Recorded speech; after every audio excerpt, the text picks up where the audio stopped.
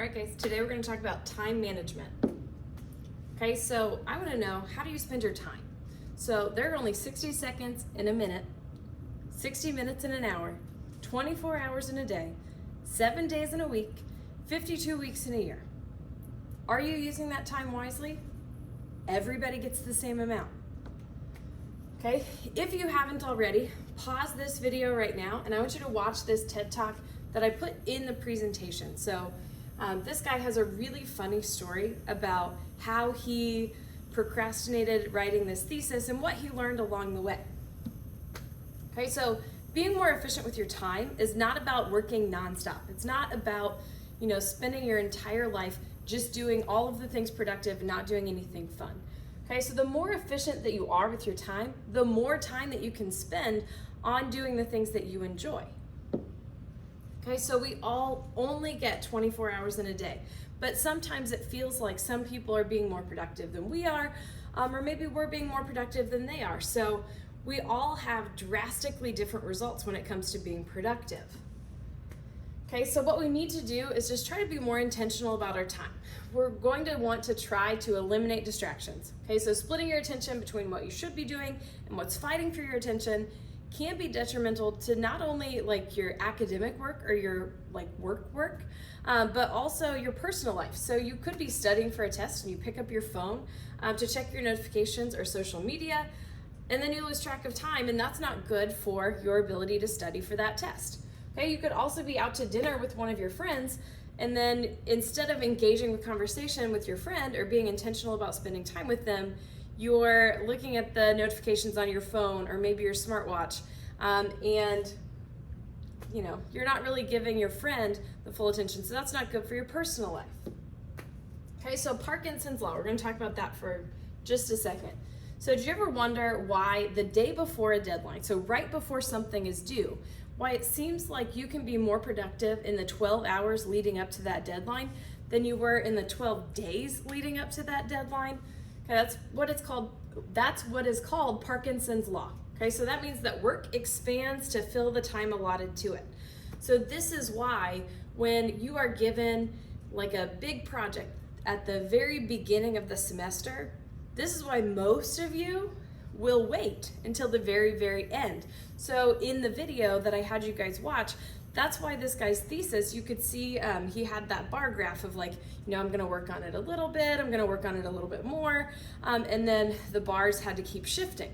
Okay, so that's Parkinson's Law. So when we have a time constraint or a deadline, we are a lot more productive because we're forced to have more focus, maintain more focus, and we're less prone to being distracted. So how to be more productive? So maybe you're sitting there and you're thinking, Miss Seifert, I'm not productive. I don't know how to be productive. I'm gonna give you some secrets as to how. Okay, so tame your devices. Turn off your notifications. Most of us, if we get a notification on our phone, we can't help but look at it. Okay, so turn off notifications unless it's absolutely necessary, especially if you're in a bunch of group chats.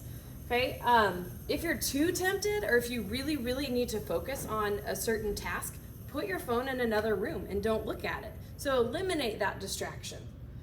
Practice allocating time and setting intention when you sit down to work.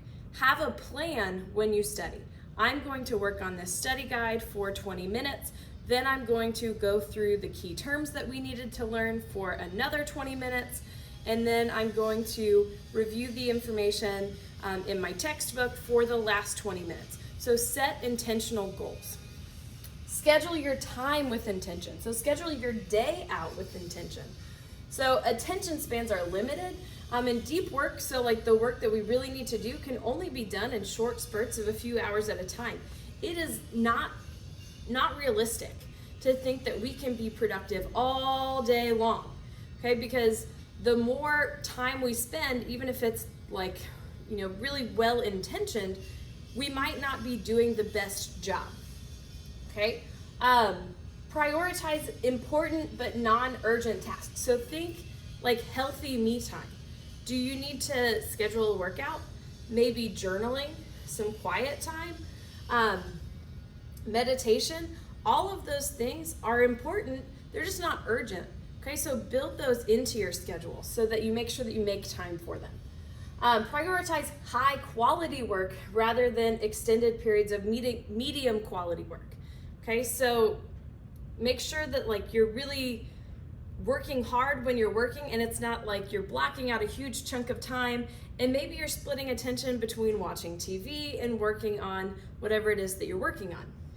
Okay, try to think, are there moments in your day when you feel a little bit less productive? So try to schedule your day around those times.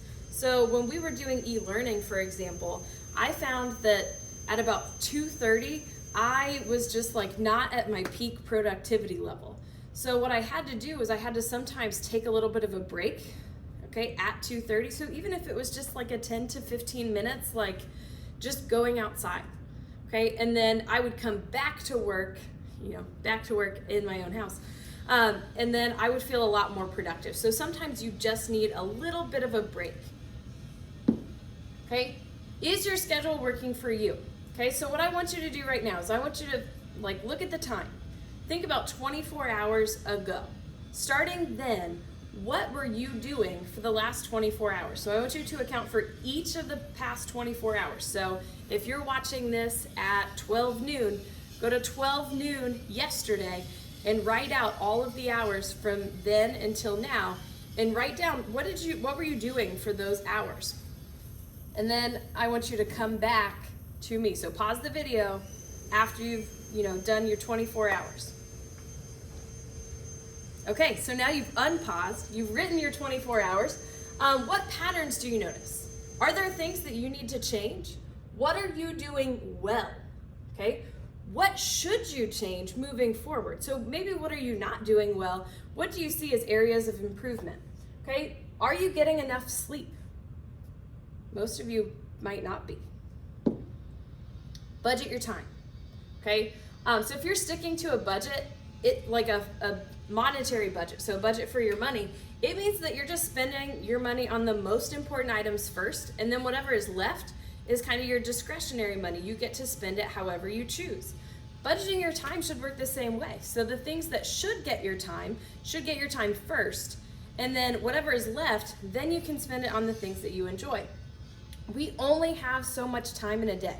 Okay, so make sure that you are spending it by doing what is most important. Okay, write a better checklist. How many of you are like me and you have to write down everything that you need to accomplish? Great, glad I see a bunch of hands. Okay, so brain dump, write down every short-term goal or task that you need to accomplish, even if it's super tiny. What we're trying to do is free up space in our brain by just getting it out onto the paper, okay? Then we're just gonna prioritize everything on our list. We're gonna rank each task from most urgent to least urgent. Cut out any tasks that can wait for later, okay? So it could be tomorrow, or it could be that you just need to work through this list first, and then you're gonna work on your not as urgent list later.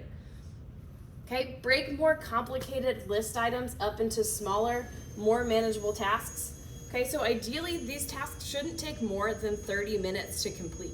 So for me, if I am trying to grade a huge assignment that I've assigned to all of my classes, I might say, okay, I want to grade period 1 first, then I'm going to grade period 3 and period 6 because I left students in those classes. And I just break it up that way so I can give myself a little bit of a break here and there. Okay? Again, if you haven't done so, pause this video and I want you to watch this really quick 5 smarter ways to organize your to-do list. Okay? Now I want you to practice.